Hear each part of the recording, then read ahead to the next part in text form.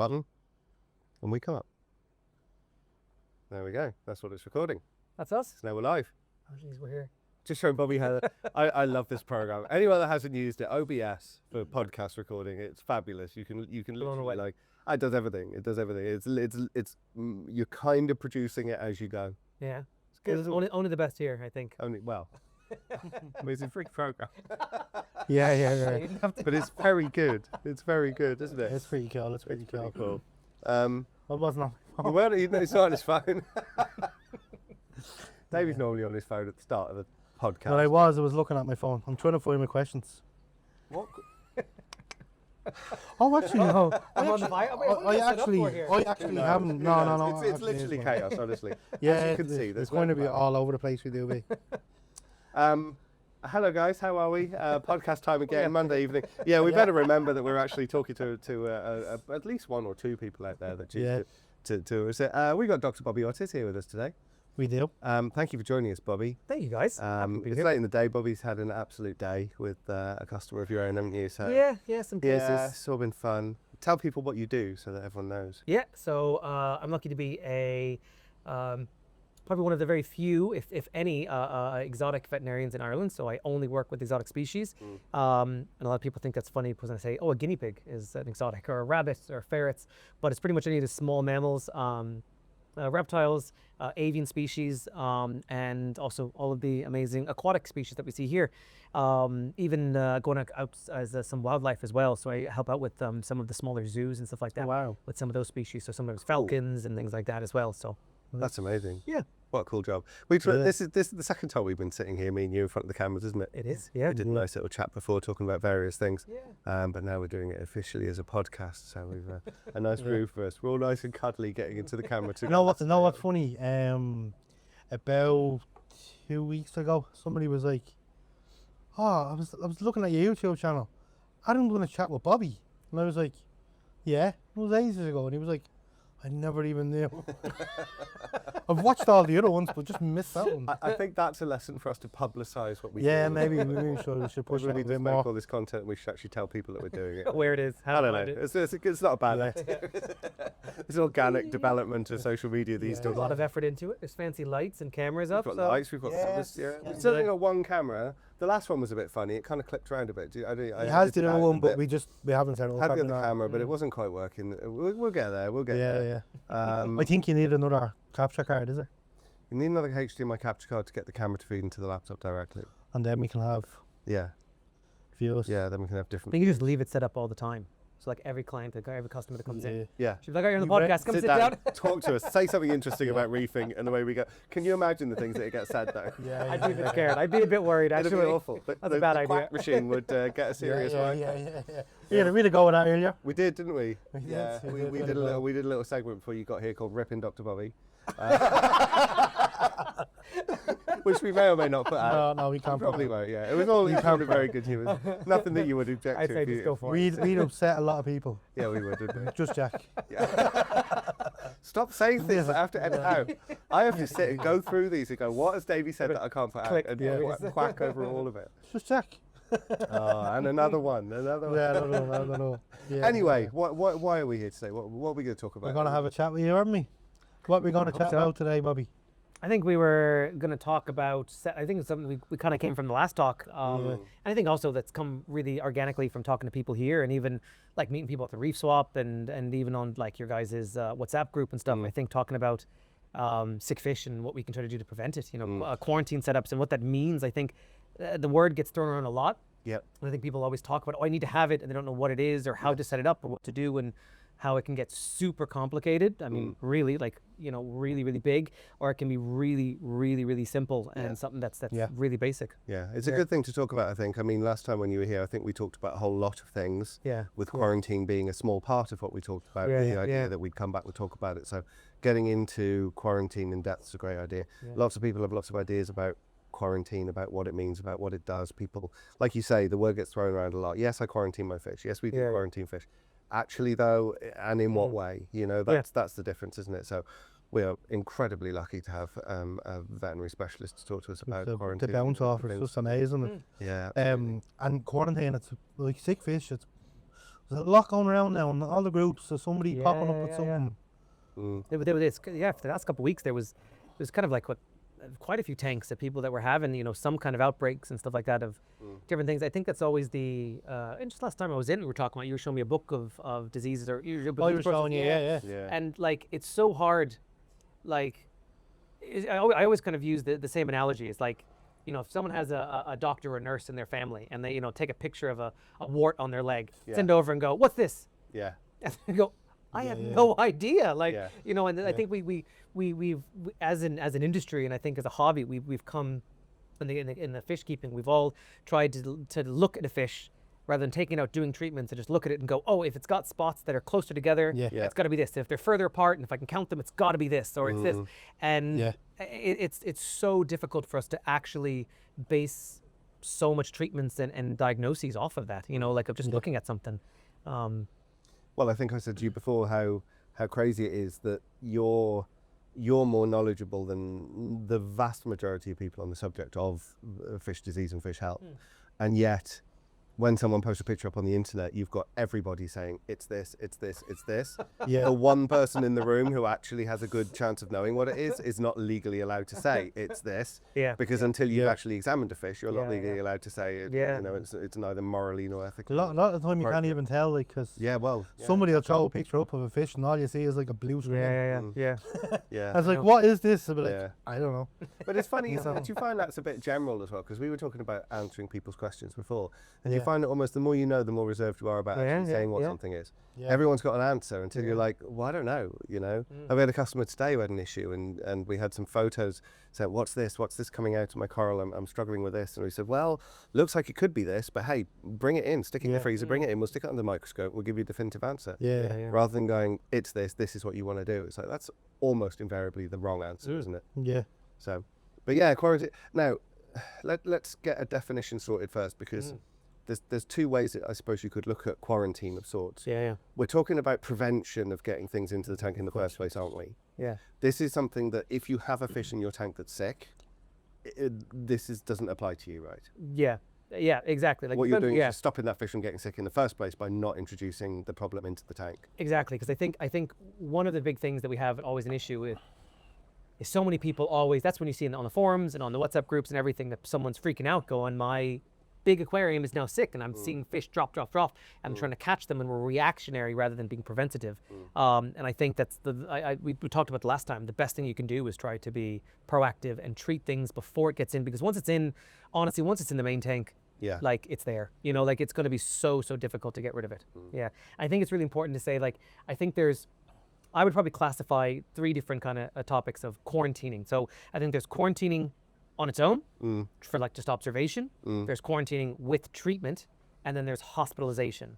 And I think there's a little bit different in that the quarantining, again, is just you get a fish, you bring them home, you put them into a tank on its own, isolated from everything, and you just observe it. You just watch it. And sometimes that is, I'm not going to say that's not a bad way to go about it, because sometimes if after a couple of weeks that fish is not showing any signs, there might not be anything there. It's better than not doing anything. Exactly, right? yeah. It's better than launching it straight into the display on day one. Yeah, exactly. And even in that regard, that gives you the chance that new fish that's probably stressed coming from the wholesalers to you guys, to then being for how long here, and then being driven home, however far away it is, that you can feed it, you can watch it, it can get strong, but then when you put it into your big display tank with 20 other fish that are going to compete for food and think it's competition, it's got enough strength to fight for itself.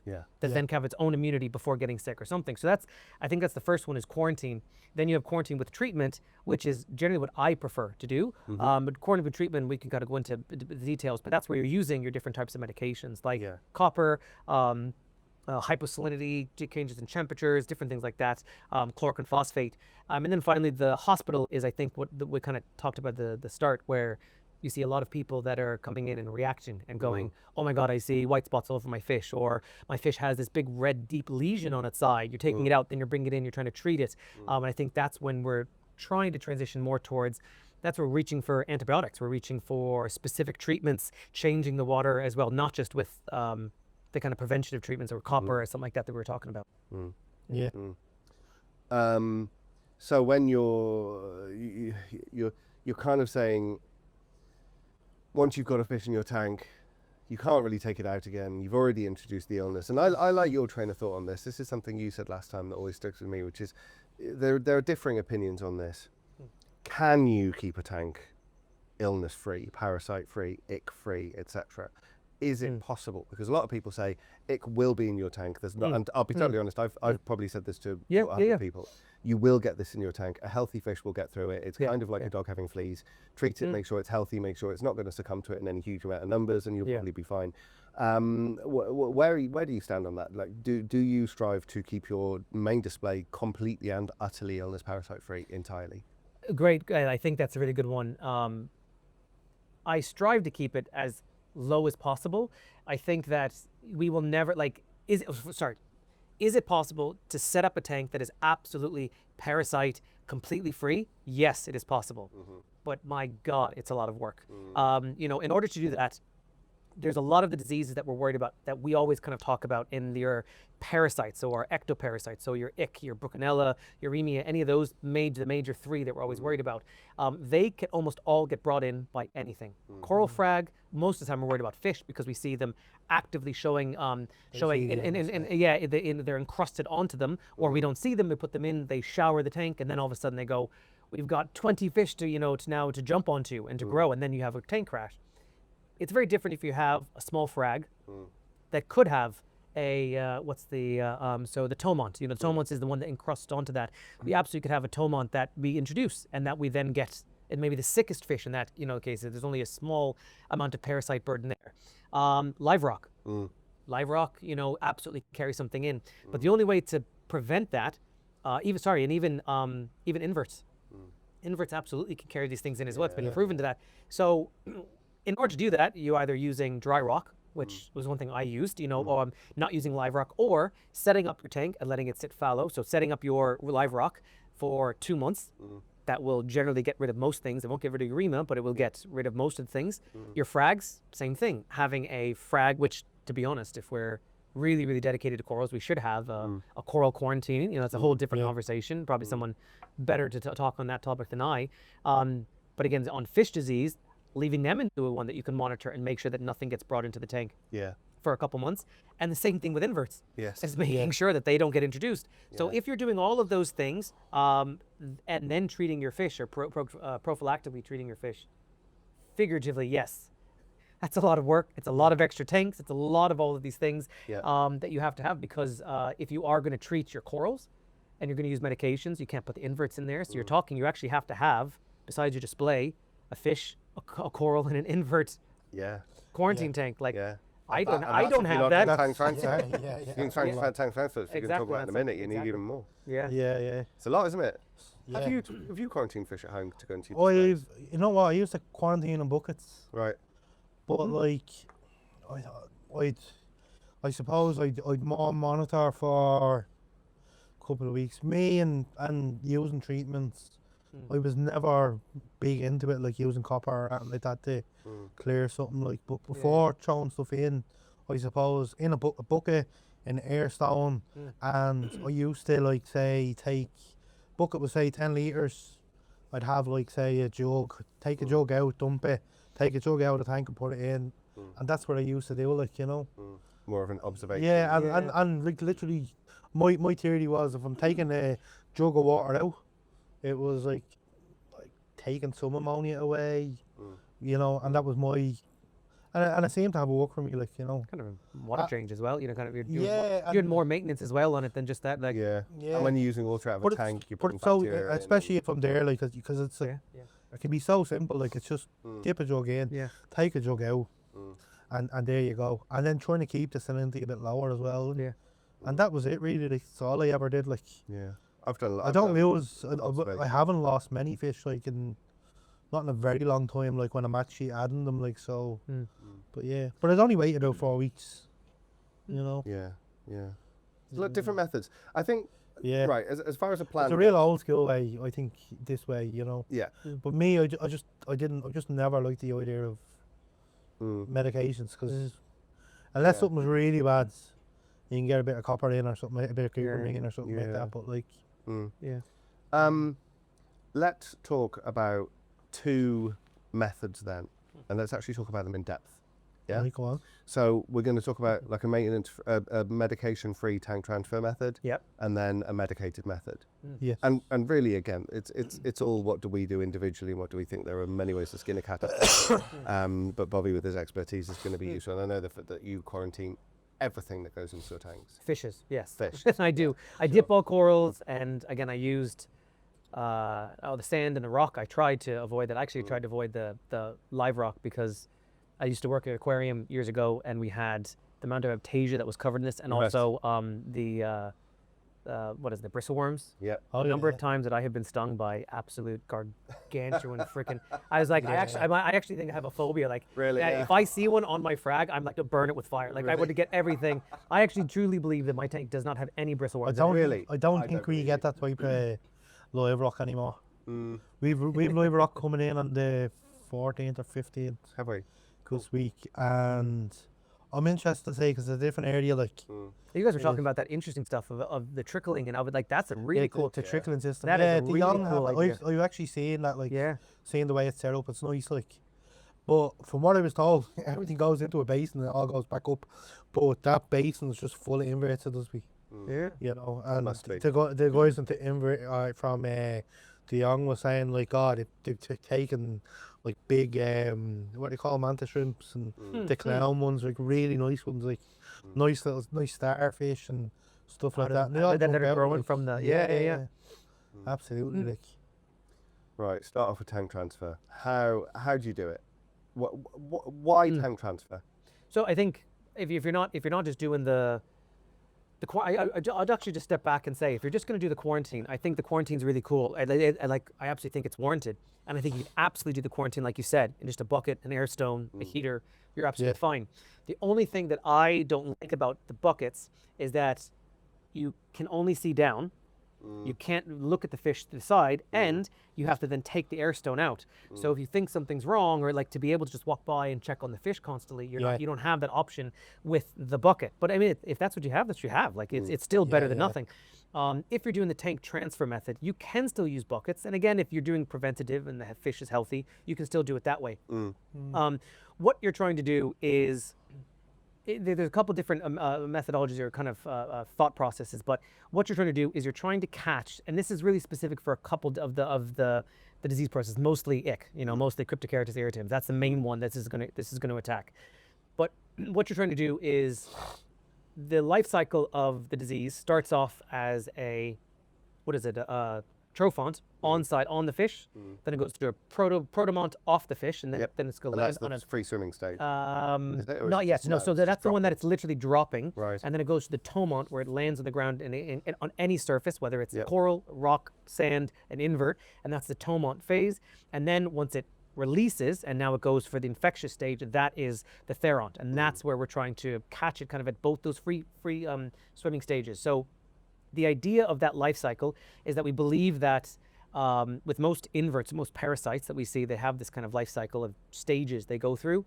Is you're trying to catch it when it's before it's free swimming. So you're literally taking one aquarium, you set that up, you put the fish in, and every 2 days or 3 days, you take the fish out and put it into a clean aquarium, completely clean. And then what you do is that old one, you completely sterilize it. So you have to use bleach, you have to let it dry, completely dry, not a drop of water. And it also needs to be separate in different parts of a room. We talked about this last time, where it has been shown that the therons can actually aerosol, and like even one drop of water can carry it in. And so then you're completely counterproductive what you're doing. But I've had this conversation with a few people where they're like, but why do you have to keep doing it? Like, so why do you do that for a minimum of 14 days? Well, because but because it's not like all of the ick on the fish agree and say, hey guys, let's do the same thing at the exact same time. So you're catching it's all these different stages. So that's why you're doing it over. If only it was a flying ant swarm, that would be great, wouldn't it? You could literally just go, we'll wait until it's that day, do 100% water change, put it into a different tank, happy days. Yeah, we would. Yeah, we'd avoid splitting. So that's why you keep doing that, is you keep trying to catch it at that stage. But it is so important to make sure that not a single, and it's so difficult, but not a single bit of equipment touches from one to the other. And to the point where people would then say is they have a net to catch the fish out of one, put it into a fresh thing of water made up, and then that net goes back into that, and then that's going to stay there, cleaning your own hands, taking the fish, walking it to the other side of the room, a new net that goes in, catches the fish, and then puts that into the new aquarium. Here's a question though. Isn't the fish wet? Exactly. But the idea is that might seem like a really stupid thing to say. but there's only so much. So you're changing. You're not going to be prepared to go, right, I'm going to take the same net, I'm going to turn it over the tank and drop the fish in. I'm going to use that net to put the fish into water. Then I'm going to take another net and scoop it out. Meanwhile, the fish got a gobload of water. Yeah. The idea is that, just a question. no, but you're right. But like the idea would be is that, again, if it's prevention, if you're trying to catch it early, if you're trying to just do it and you're just going through it to prevent that, the idea would still be is that the fish should have a slime coat. They should have an ability to prevent anything from latching onto them. Yeah. So that's where I actually prefer to, and even some of my Instagram, I'll show videos, I actually prefer to catch them by hand. Because I'm able to clean my own hand off, I'm able to pick them up. Okay. I also think it's like the one time that I'll ever get to I'm bonding with you, bye, and it's like, get away from me. Exactly. That's totally for me, but not for the fish. But I do think in that regard, it allows me like one step of like, I can go clean my hand, run it under fresh water, even soap, whatever, clean it off really good, and then be able to catch the fish quickly, put it in. Sure. But you do need to make sure everything is completely separate. You can't take the heater from one to the other. And then one thing that one of my favorite group of fishes are wrasses. And a lot of the wrasses I have are sand dwelling. They sleep in the sand, in the substrate. That becomes super expensive if you have to change the substrate out every single time, which you have to do if they have to, for them to be in these for a couple weeks. So you do have your limitations with it, but I think bleach the sand. You could, I guess, but I'd be very worried about that leaching back in. Like, I mean, everything else I recommend bleaching and cleaning the aquariums and all the equipment. But then you can at least dry it or rinse it off or change the filter and stuff. But the sand, unless you're going to go through each little grain and. I do know the likes of some places. I think TMC maybe, and I could be wrong on this, but I've seen like sand dwelling wrasse. They'd have like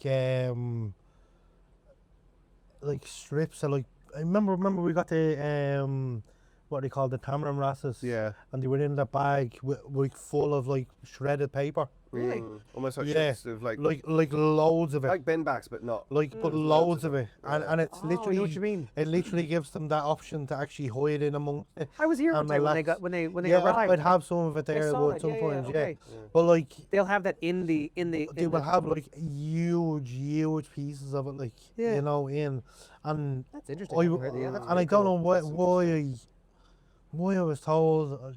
I think it was something to do with sand.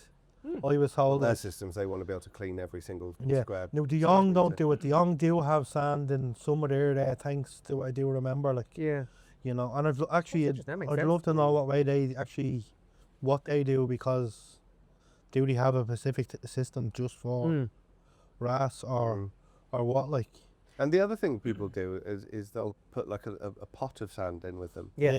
I do that often. Like if I'm doing just one smaller wrasse or something like that, then I'll actually just take like a little Tupperware and fill it up. It's kind of funny. You have to kind of show them. I find you do because I do find that they're going up to the side. They'll try to where's the sand? Right. And then the other fear is you always have is that they're puts barrows in. I don't know. Just like take the net and be like they're so away from the net. We're going like this, flashing. This way. Might work. It's funny. So you have to literally go. I do find some I always try to put some on it, stuff like that. But my fear is always is that when wrasses get really scared, you see them start diving down, and that's where you can see some that have these. We're not just dealing with parasites or dealing with infections, but they have trauma to their face because they literally would just dive in thinking that there's sand there, and so that's where I'm always kind of like once they learn and they know that. It's because of the lip, and it's with the lip that being there, they'll go and they think, why can't I find the sand? And they keep going down, and I find once they realize, it's up there, they get into it. Right. Yeah. Different methods. So go on then, you take a fish home, you pick a fish up from the fish shop, you take it home, you're doing tank transfer method, you put it into a tank, presumably you've got something like a sponge filter or an air stone or something to give a bit of movement, you've got a heater. What then? What do you do with it? It's in its first tank, you just brought it home. Yeah. What next? How long are you leaving it in that tank for? how long until you put it into another tank and clean everything down, and how many times are you going to do that before you're happy enough to put it into your aquarium? Good question. I think it you know what? I think we can kind of use this opportunity of what do you need to set up a quarantine tank, and maybe we can just walk that in. That would be that's you know, because that would be applicable to everything. You know, I think you kind of said it there. I think you just need a glass box. I mean, you can get away with, as you said, we can get away with the tubs if that's all you have. It's again better than nothing. You need an air stone to provide aeration and water movement, and then you need a heater in the very basic. I think that we should also be giving them a hide. So I think we absolutely, and for me, I just use just big PVC pipes or anything like that, depending on the size of the fish. If you have a bigger tang, you need to get bigger, you know, elbows or things like that. But I mean, that fish is going to be absolutely scared the entire time if it doesn't have a place to hide. So you need to give it something like that. People don't really, I don't think people realize, like stress plays a big part in fish. Like we noticed it like today, and I meant to do it today and I forgot all about it. There's an asshole tank inside up on the top either, and every time you go over it's stressed out or something. But I think it's in the tank on its own. It's terrified. You know, and it's nowhere to hide it. So tank next door to it, and they just seem the one up on the top. Oh, the one at the top. Right. But he's like panicking. You know what I mean? Like, and he's constantly at it. Like, we might do that one before we leave. Oh yeah. We will. I'll make sure. Don't tell you off otherwise. He does our inspections. He comes along and makes sure that we're looking after our fish properly. Hey guys. Not that you have to as a fisher, but we do, because why not? It's nice to just dot the i's across the t's. So talking some sort of height. And I think the hiding, and then I think it is really good. Look, I mean, most of us and probably most of the people watching have much more mature tanks, or their tanks are already cycled.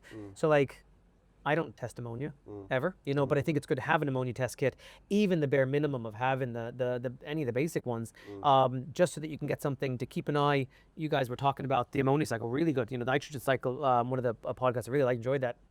But it's really good just to keep an eye on that, using any of the different products to try to decrease that. But I do think that, especially with the tank transfer method, you're doing water changes so frequently that it doesn't matter. Like you're never allowing ammonia to build up unless you are just dumping food in, which sometimes if you're trying to do the tank transfer on a really sensitive species, let's say like a copper band or something, then you might be dumping loads of food that's not eaten and, you know, whatever, going through those different problems. But you just want to monitor. I would be mainly looking at ammonia.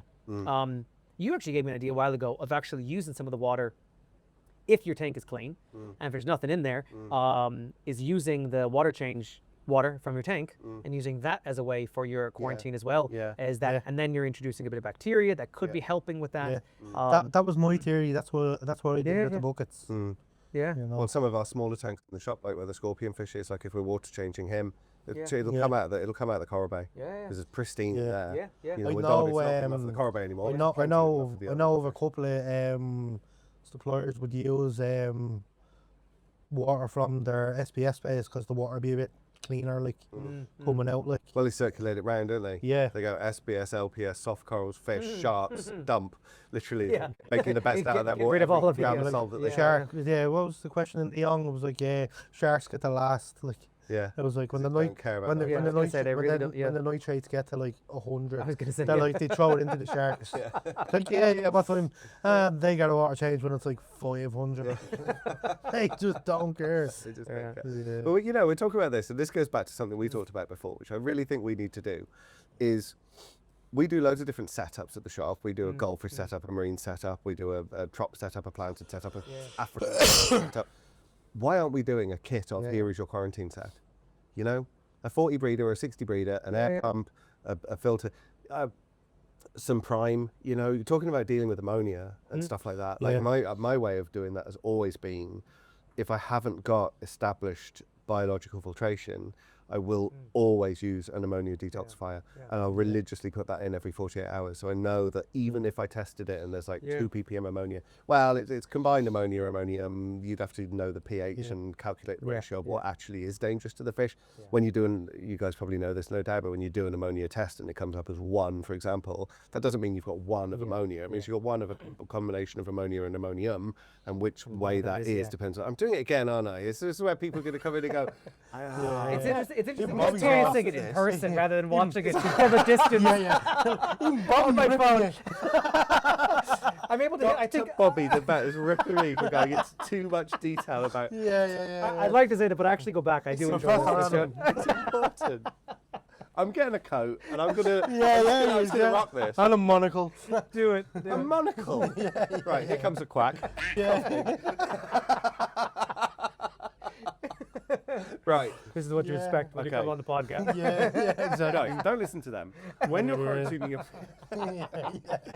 I like to use an ammonia detoxifier every 2 days, so that I know that even if there is ammonia in the tank, it's it would be. It'd be something might be used as well, something like Prime. In 40 litres, it's a mil every 2 days. Yeah, That's all it is. Something like that. Like. And then even if you do test ammonia, you know that your fish are in fine health and it's not going to affect them.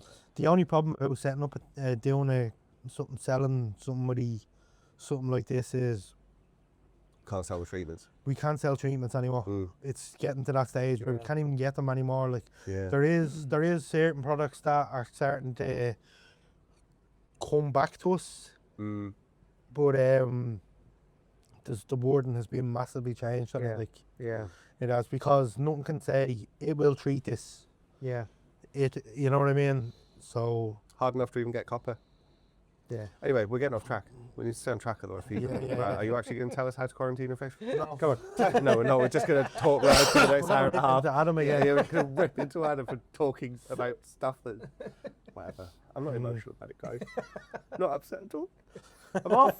That's it. I was literally an hour ago sitting here talking about how, Dr. Bobby's running late and he's an American dramatic types and from LA and, he sent his rider ahead of time and all this. And now I'm the one stalling off. It's all good fun, guys. It's all good fun. So go on then, you've got your fish home, it's in its first stage. How many tank transfers, how frequently, and when do you put it in your display? I'd say a minimum, so the tank transfer, I'd say a minimum of 14 days. Okay. So if you're doing every 2 days, I would combine that. I prefer 2 days because you get more transfers, but I would also combine that with, you said earlier, you could do a bit of hyposalinity. I do not massive, I just do a little bit. I bring it down a little bit. You're not gonna, that is one of the other treatments is hyposalinity, but I find it's not. You're not sure that you're actually getting rid of them. You can try to keep the hyposalinity, but you're... And then there's the whole theory, what I've always been told, and I never really believed it. It's like the fish can breathe better, It's not really, I'm not telling you why. You actually know. I'd say the main reason, not so much as breathing better, but I'd say it's actually, you're by dropping the salinity a little bit, you're actually in... When you think of the animal, I think you talked about this one previously, but the animals are living in a very high amount of salt. And they're constantly absorbing that, and through osmosis, their bodies are working, their kidneys are working incredibly hard to remove this excess salt that they can't use. And so by dropping the salt content of the water slightly, you're just allowing their kidneys not to work as hard. One of the aquariums I worked at years ago, there was I didn't work with the marine mammals, but there was dolphins, and one of the dolphins was, I don't know how old. And it's a whole other conversation. I'm not promoting or saying for keeping of those species. But there was one that was diagnosed with kidney failure. And every day the dolphin would come over and they would dump ice chips into its mouth because it needed to get more water. Right. Then it would swallow the ice chips, and that was a way to help dilute the salt that it was having to help fight. Its kidneys were fighting to figure off. So it's the same principle, is that by lowering that, we're just kind of decreasing any extra stressors that allow the fish to fight off or whatever, that. So I dropped the salinity a little bit. We're not talking massively, and then I actually, but as part of the tank transfer, I increased the temperature. So I'd run this minimum 25 to 26, probably actually on 26. The reason for that is we're trying to increase the replication cycle. So how fast the ectoparasites are replicating, because that's based off of their environment.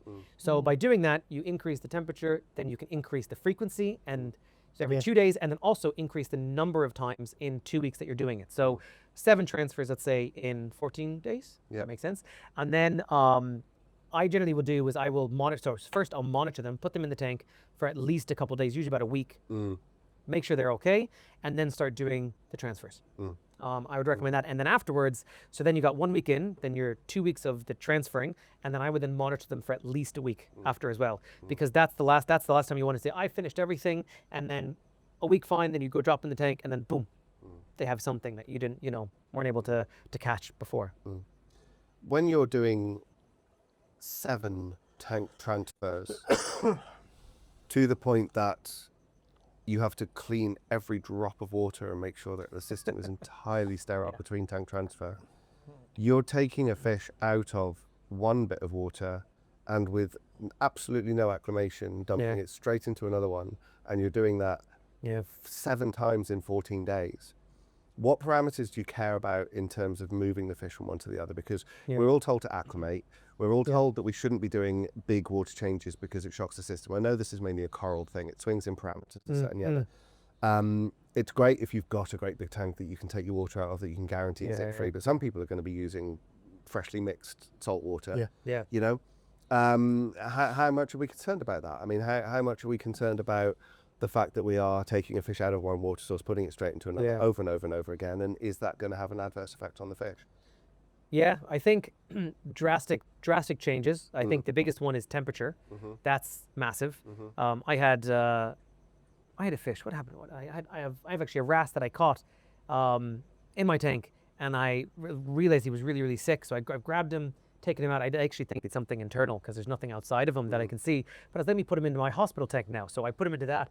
But I realized that I was doing a water change on that, and the temperature, so when he jumped out into it, and I mean, instantly, I could see it was like 18 degrees. He went from 25, and I mean, it was just crazy. Like, was able to grab him immediately. But I mean, I think that's really sad for them to go through that. But so obviously, temperature is massive.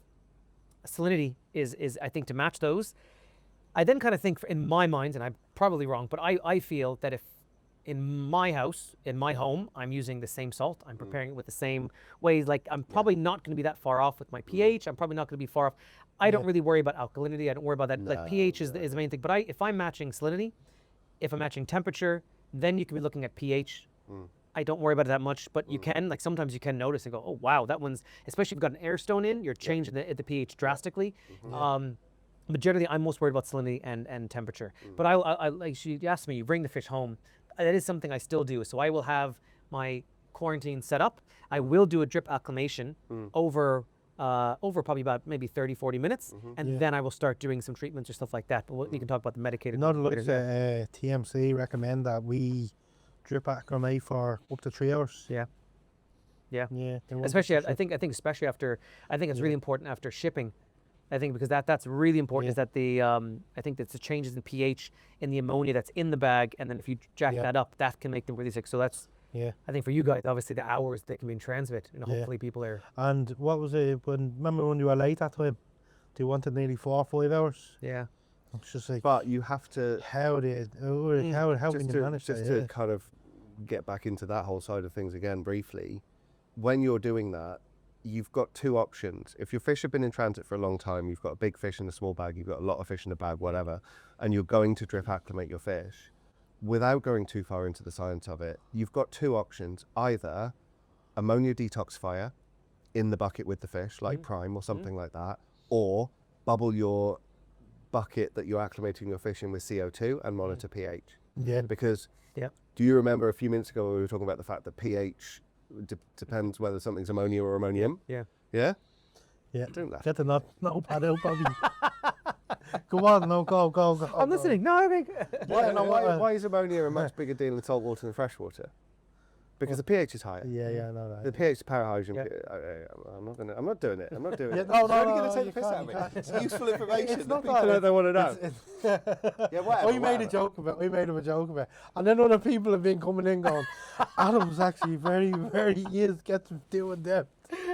I'm not going to get to it. I'm not going to get to it. If anyone wants to get in depth on the ionic balance of hydrogen and pH and the effect it has on ammonia, you can talk to me. However, in brief, if you've got a fish in the bag for a long time, the pH drops. Yeah. Right? It does. That means that more ammonium is ammonium, which is not toxic. As soon as you open the bag and start introducing oxygen or introducing whatever, your tank, your pH rises.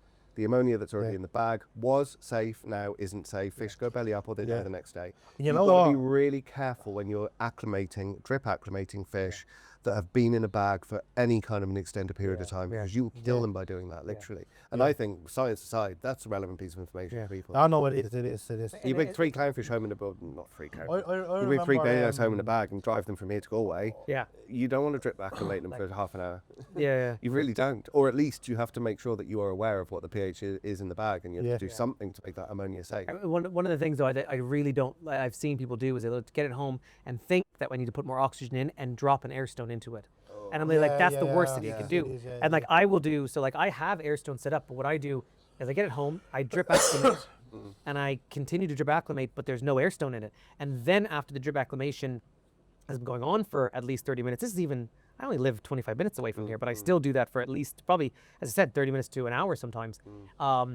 And then I drop the air stone in after I'm watching them know that everything is okay. So I think that's exactly what you said. I think you have to be careful. And it's interesting because some fish shops, you know, when you go to some places and they bag the fish up for you, and then they get the little air nozzle and they fill the bag up to put pressure in, and people go, oh, that's oxygen so the fish can breathe.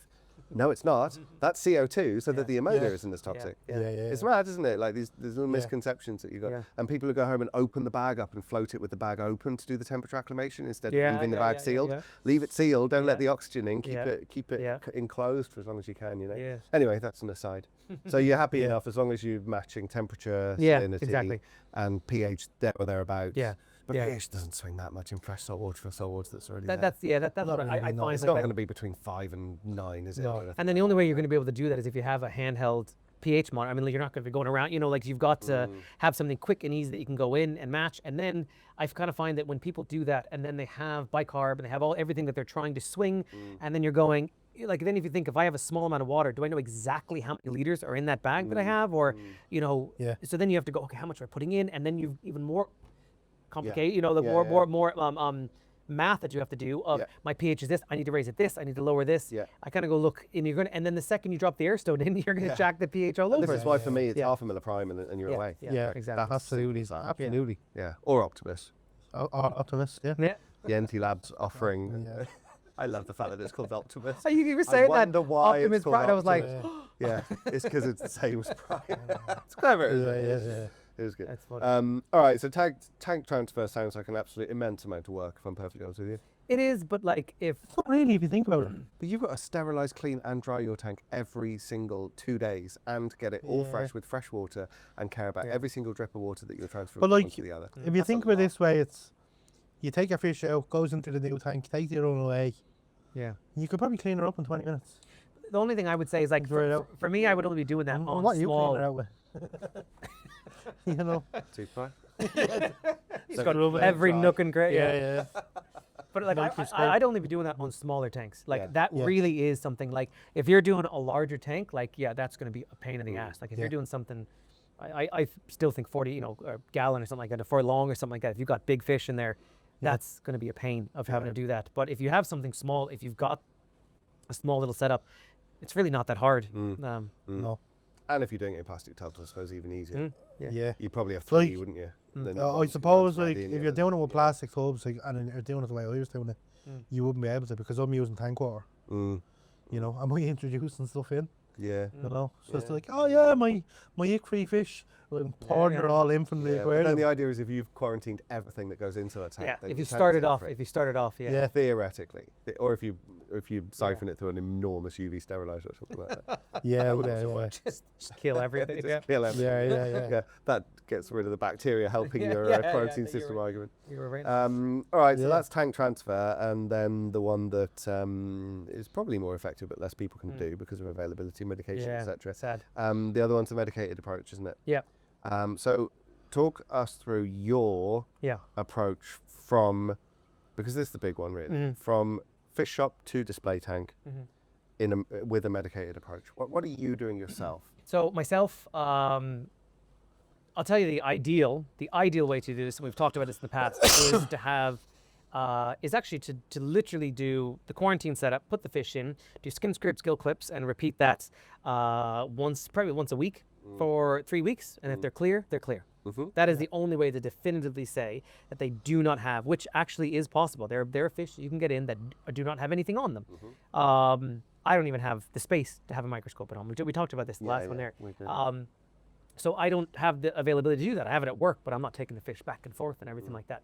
So have you done that? Have you taken fish? I have once, yeah. And I've had people bring fish into me. I've had plecos and goldfish and Dunn's skin scrapes and gill box. Like, it is something we have, but you have to, unfortunately, and again, legally in Ireland, for me to prescribe, for me to give specific diagnostic advice, I have to perform a physical exam.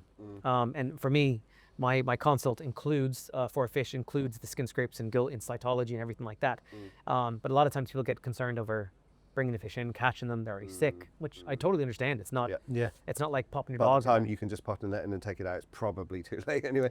They're still running away at that point if it's worth doing. And that's the thing with a lot of these things. We see these fish and they're really sick already, and it's like, what can we do for them now? It's like, probably could have done something a couple of weeks ago. And it's something I'm actually open to doing, because I know in the States some more people do it, is even doing house calls, is being able to go out and then go there with a microscope, go there with slides, catch the fish, do the stuff and go, there, like, or if there is something sick in a quarantine, again, it's going to be different.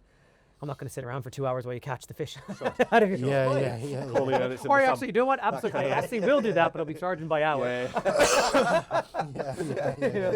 Go get Bobby out. So if you get Bobby out, make sure the fish is in the sun for the trap before you get him out. Ready to go. You get the kettle on. Yeah, exactly. But so that's the ideal way, right? So that's and then you can also, if you do actually get a skin scrape, then we can look under microscope and say, this is your anemia, this is this, and we're going to have a very specific treatment for that, which can change a little bit. But for me, the fish come home, they do a drip acclimation. Then I have, in that drip acclimation bucket, I then put in my air stone and a heater, and then I have another bucket that's ready to go. And in that first one, I then put in praziquantel sorry, not praziquantel, I take that back, formalin. They go into a formalin dip. I like doing formalin rather than freshwater. That's me. Freshwater, I think, does something very similar. The formalin is a bit stronger, but I find that most fish handle it really, really well. You have to aerate the hell out of the water because it rips oxygen out of it. So I got from you guys, I got a huge dual, I mean, that thing is cranked on. You can't even see the fish in the bucket. It's so much air into it. Crazy. I do that for about 45 minutes. Then they go into a methylene blue dip at the exact same temperature, from the same water. Same thing, aerate that. I find that the methylene blue works really well for, it's kind of a catch-all. It helps with if there's any skin scrapes or gill problems or anything like that. Not gill problems, I shouldn't say that, generic. But if there is any skin scrapes or if there is any, especially when we talk about gills, is that the formalin can be a bit toxic, or with ammonia toxicity, what they've come, the different steps. It can just kind of help in prevent the secondary bacterial infections that can show up. So I put them in that just as one last kind of clean, and then they go into the into my quarantine. They'll sit there for about a week. I'll be feeding them, I'll be monitoring them, seeing what's going on, and then depending on the fish, depending on the situation, I will use copper or I will use chloroquine phosphate. And they will go on that for a minimum of 2 weeks, depending on the fish, depending on if I've taken a couple fish in that have had ick, that I put them through that and I've actually treated them, and so they're in longer. I'm going to keep them in for 3 weeks sometimes. But I am testing nearly every 2 days. I'm testing with a HANA checker. I'm testing the copper levels of it and adjusting as I need to. And I try to keep it as like just 2.4 to 2.5, if not just a little bit above 2.5. But I keep it smack down onto that. I slowly ramp up to it as well. And that's treatment level. That's treatment level, exactly. Ramping up to treatment level. But for me, if I'm using copper, I'm treating. I don't care if I don't see anything, I'm going to treat. So for me, that's what every fish goes through, treatment. You can, if you want to, there's another, like there's the other ones, but this is how I go about it. I will do them for at least 2 weeks. Then I will take the fish out, do a complete water change on the aquarium, nearly clean everything. And while I'm doing that, I put them into a praziquantel 6-hour bath. That's in a bucket, usually just in a bucket, and again, a very, very good aerosol air stone. Then I'll go back into the aquarium, the quarantine, the newly set up quarantine for that, for another week. I'll send you some links. There's actually a very good one, depending on the temperature. There's the calculators that show how many days, depending on the temperature of the aquarium, that you need to do the praziquantel treatments. And then I'll repeat the praziquantel treatment. And then depending on if I want to monitor them more, I'll put them back into the aquarium again, a clean one, quarantine, and then they'll go into display. And I'll do a drip acclimation to display. So there's a good that goes into this. But I do find it's like every couple weeks, you know, like, so I'm getting them in, okay, they're in for a week. And the next week I'll start the copper, and I'm kind of monitoring that. I will do, usually I'll probably do a water change as I think needed. I will test the ammonia sometimes. Let's test the nitrate. I'm not too worried about it. I find it never gets that high. But I might do a water change maybe every week or every 2 weeks in those tanks. Making sure that you keep your Exactly. treatment. Yeah. When you're feeding the fish, do you make sure like they're eating everything you put in? Oh, I pollute my tank. Like I like that's me. I'm like I'm an overfeeder myself. But no, I find I'm like I want, especially in quarantine, I want them fat. I want them to not be worried about. I want them not to be stress free, not to worry about where the food's coming from. And a lot of times they're coming in and I'm actually know that I'm putting in lots of different foods and I'm watching what they're eating. Are they eating mysis? Are they eating brine? Are they eating the rotifers or this cyclopes or all the different? Are they eating flake or whatever? So I'm giving them lots of little bit of things throughout the day, multiple times, seeing what they're eating. So a lot of times what I'll do is actually every couple of days I'll go in and just siphon the food out from the bottom, top it up, and then that's why I'm checking the copper, and I'm topping the copper up as well. Yeah. It's interesting. Just tell everyone briefly the difference between your therapeutic dose and your treatment dose. Then. Yeah, I think. Not numbers. Just yeah. Like a therapeutic dose is just going to usually prevent. So like if you have a fish that doesn't have anything, right, doesn't have anything on it, and you put it in. If you can confirm that it doesn't, then the idea would be is at a therapeutic dose, at a lower dose, you're preventing as the life cycle is changing, you're preventing them from actually ever being able to, they're dying before they can latch on to the fish properly. As a treatment dose, you are like killing everything. So like whatever's on the fish, the second they're out there, dead. So it's a much more aggressive. And any of the things that we're doing, we're also affecting the fish in some way. So, yeah. I think the therapeutic dose thing scares the life out of me. Yeah. To be honest with you. Does it? Well, I'll tell you why. Is because I think it's very easy to have fish in what you think is a treatment that's doing well, but because of the fact that it's at a therapeutic dose and not a treatment dose, all you're actually doing is stopping that fish from showing the fact that it's not properly.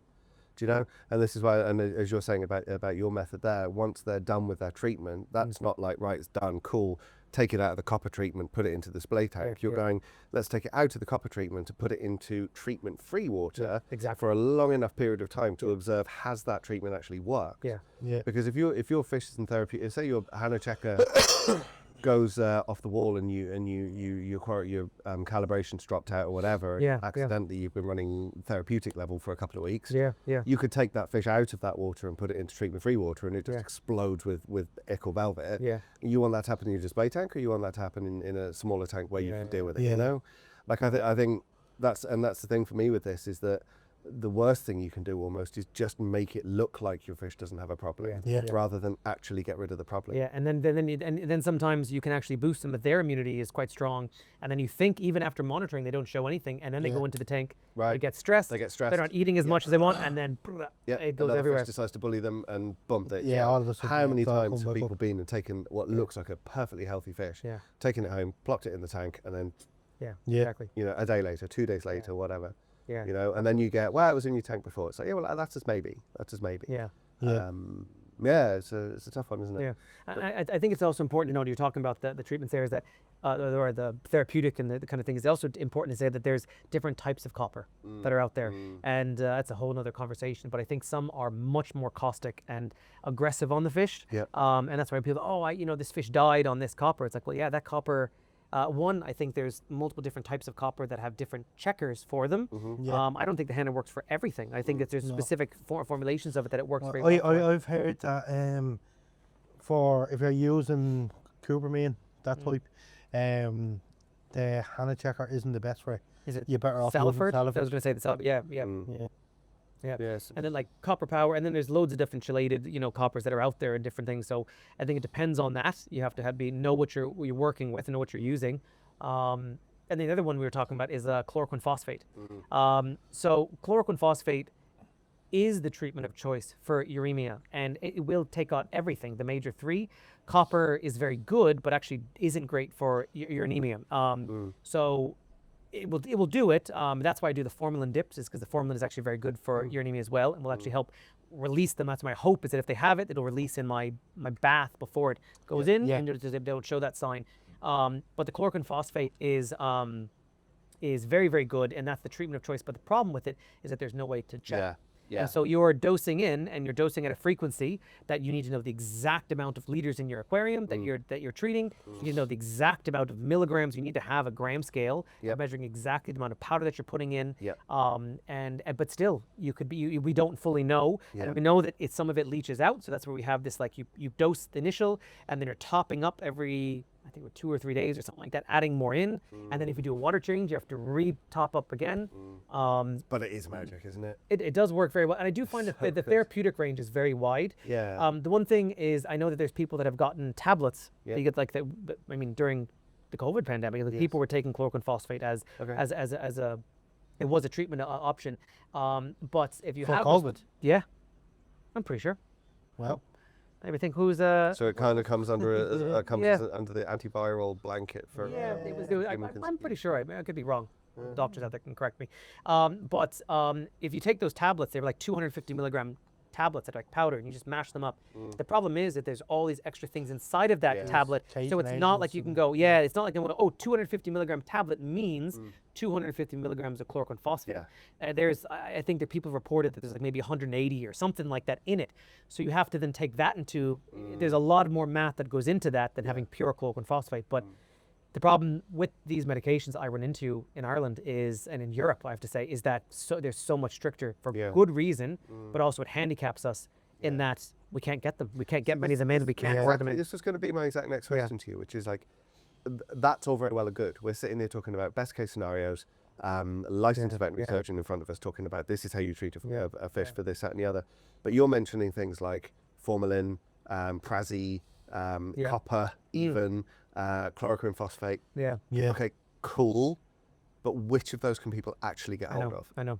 And that's something I'm even trying to, because it's something coming from the States where, it's like sweets. You just go into the shop and they're like, all right, they still sell. I mean, you can get little capsules of antibiotics. Like you can what do you want? Do you want metronidazole? Do you want amikacin? Like these are like serious public health issues of people that go in and just take it themselves, that we should absolutely not be doing. So I think there's a happy medium between that we could be striking. But I'm really hoping and trying to look into, and even with you guys trying to figure out a way, is there a way even on veterinary prescription, a way that we can order this in, or even if like with the Department of Agriculture to allow us to stock the medication and say, okay, we highly suspect this, we can then treat with that, so that's something I hope that we can bring in. Things like Doctor Online these days. I mean, you can literally make an appointment with a doctor on the internet. With a human doctor, I've got this, and they dish out whatever you need. Human doctor, but it's not in veterinary yet. The Veterinary Council of Ireland they're discussing bringing it in.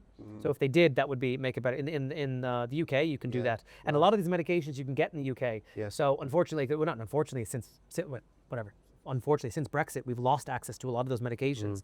Formalin I got was from the UK. The praziquantel you can get here. The praziquantel you can get a couple different. There's a powder version. I like a liquid version.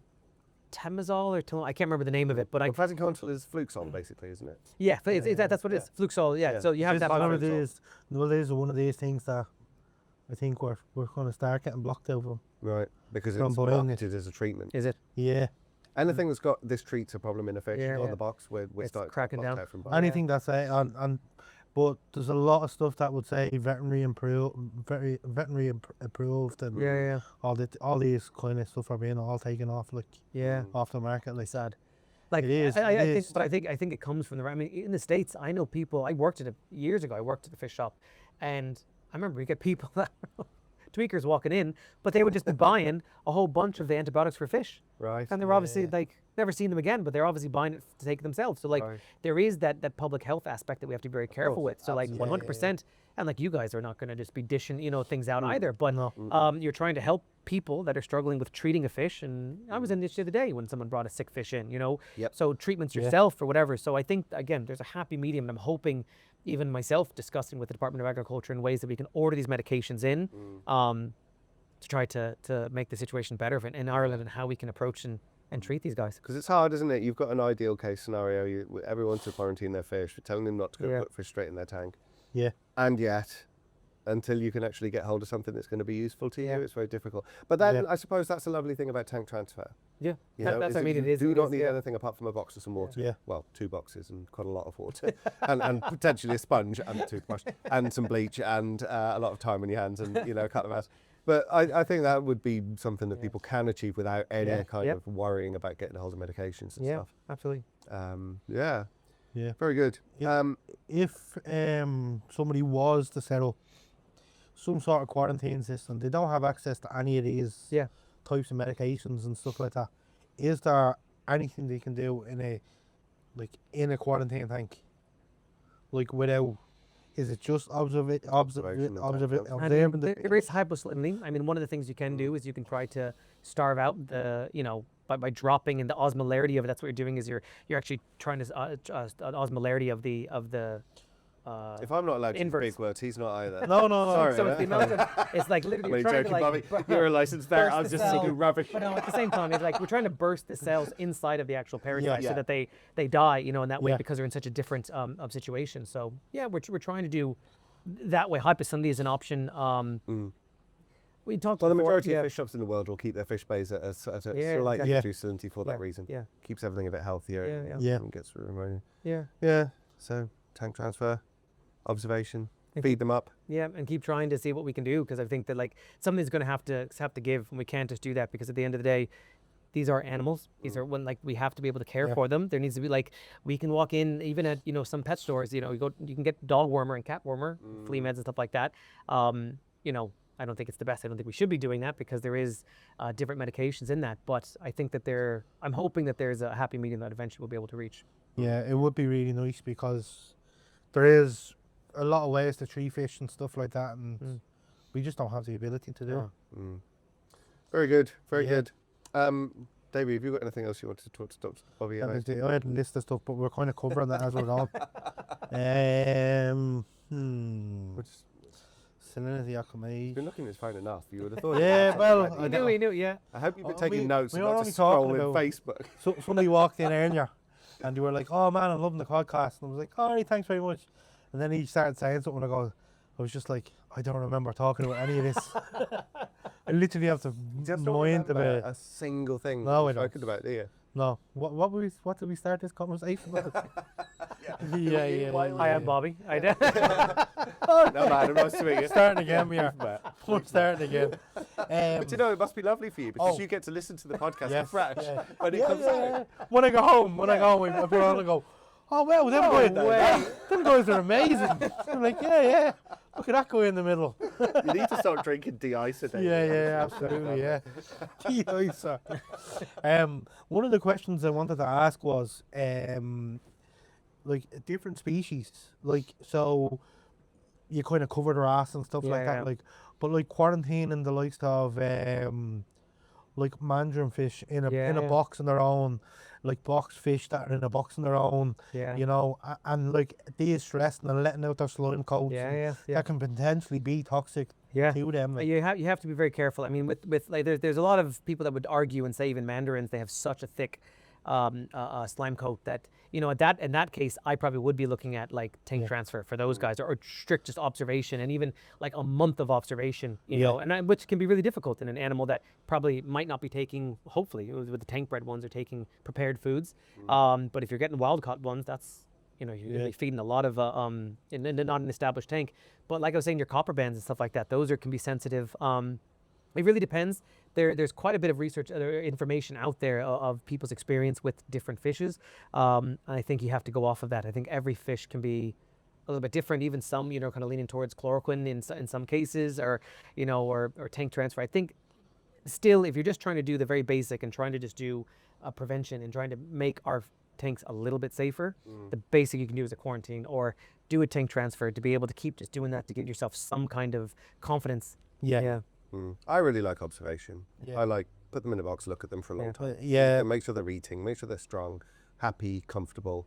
It's better than nothing. You have a golden angel at the moment. Golden angel, Central Parentia in a 40 litre. It's amazing fish. Beautiful. Oh, they're so nice. Little tank bred. Yeah. But he eats everything because he's tank bred. Yeah. And he came from a brilliant supplier, so the chances are there's absolutely nothing wrong with him. I'd be loath to throw that fish into too much of a heavy treatment. Yeah. When I know where he came from, I know he's tank bred, exactly. I know where he's been since birth. I'm observing all the time. He seems good. Plenty of water. There is a big difference in tank bred fish. Oh, there really is. Especially, and tank bred fish are, when they go through quarantine, they're just that much stronger. They're not stressed as much either, like, which is.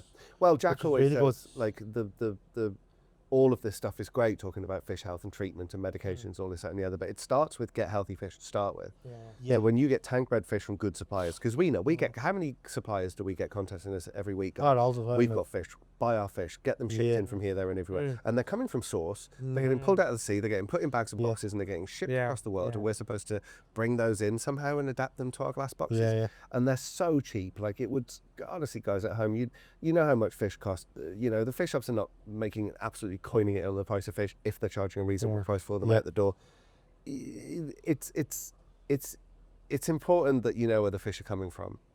Getting fish from good suppliers rather than these massive boxes of fish for next to nothing, and then accepting literally that next to nothing. Yeah, but you're accepting the fact that your fish that costs you €5 doesn't cost you €5 because you buy 4 of them for €20 and one of them dies. So your 3 fish have cost you €20, or you buy 4 of them and 3 of them die, so one of them's cost you €20. But that's not worth it. And then you're introducing disease, and then you've got to get those fish to health. You know, get them from people that have already done an element of this for you. That's what we do. Like, you know, and it is like, you know, we were talking about the whole wild, bringing them in from wilds, and going through kind of like a rigorous quarantine ourselves and stuff like that. But to be honest, right now it's not feasible, is it really? Like, and the thing is, like we've talked about this before, and I still haven't looked up the guy's name, but the guy in America who sells fish as close to guaranteed quality as you can. That's Elliot. Yes, I can't remember. Anyway, a lot of people. He worked for. He's done a lot with BRS and Ryan from Serious Reefs. He has. Does he do a fish hotel or something like that? Kind of. I know if you're buying a copper band off me, it's like guarantee, £1,000 or something. But it takes 100 fish and it makes it £1,000. That's what proper zoological quarantine does, right? Because how much effort is it to go through this process? And it allows you to literally go and know that you're dropping it in. Like if he's dropping a copper band into your tank, it's going to be. Got to go in there, and it's going to be the bully of the tank, like. And it's eating, and it's unfrozen. And the same with his same with his Achilles tangs. I think it's Achilles tangs with like $2.5 they're seeing, but apparently they are literally they literally acclimate to a tank and be totally fine. But this is when you see people like that doing it properly. This is when you get people going, you know, my £30 Nemo is a quarantine fish, and you go, well then how the hell is it £30? There's no way you've taken that fish through a zoological 30-day treatment. But look, again, this is definitions of words, right? What is quarantine? Is it 30-day treatment-based zoological quarantine, or is it put it in a bucket and look at it, make sure it's feeding? Because that is good too. And I'm not saying that shouldn't be done. It's great when you get fish that come in here, and when people, I really like that blue acara to go onto freshwater a little bit. And you go, oh yeah, great, I've had that fish here for 3 months. It eats like an absolute horse. That's a beautiful fish. Been here a long time. It's doing really well. Happy out the door. When you get other people coming in going, oh, can I take some of those cardinals? Quite often you'd be like, they came in yesterday. Would you not just give them a couple of days? Would you come back at the weekend? We have some there, but look at they need to win. Exactly, and we'll do that all the time, won't we? You know, like that's just too fresh. It's too new, because we want to do that little bit of observation first to know that we're going out the door. But you can't say that a fish is quarantined when it isn't quarantined. Do you know what I mean? It's observed and it's eating well. Great. That's a brilliant. You do need a resting period, and that's worth it. That's worth it as far as I'm concerned. Is it quarantined? But it's been observed, it's been rested, it's been well fed, it's healthy. I have no issue selling it to you. You've got the best chance you can have with that fish. But totally illness free in quarantine? No, not unless it costs you 10 times the price the fish should cost you.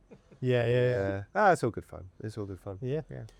Anything else, or will we wrap this up? I think we're nearly time to wrap up, are we? Dr. Bobby's ready to go. All the lights are going off now for the lights are going down. Do you know, I was watching our last one, and the tank behind us, we change in light, and if you snap from the beginning to the end, you'll see that because this is ramped down at this particular time, we look totally different now to how we did at the start. From the light. And well, there's no blue left at all. And there's the reflection of the light that's over there. I'll just put my head in the way of it or something like that. There we go. I sit there for this stuff. I won't do that. It's ridiculous. Dr. Bobby, thank you so much indeed for coming along. It's been a pleasure. friend of the shop, personal friend of ours entirely. Yeah. Always nice to see you and talk to you, Bobby. Thank you, guys. And thank you for your, once again, Always happy to be here. Happy to help. Great. Thanks very much. Guys, see you later. Take care. Any questions, send them to rlaquestions@gmail.com, and we will get to them once we get a nice stock of them. There's about 15 and 20 questions on it already. Is there, yeah? Yeah, and I haven't even looked at them. And there's probably more. What do you mean you haven't looked? Don't tell people you haven't looked at them. Honestly, David, you just have to look at it.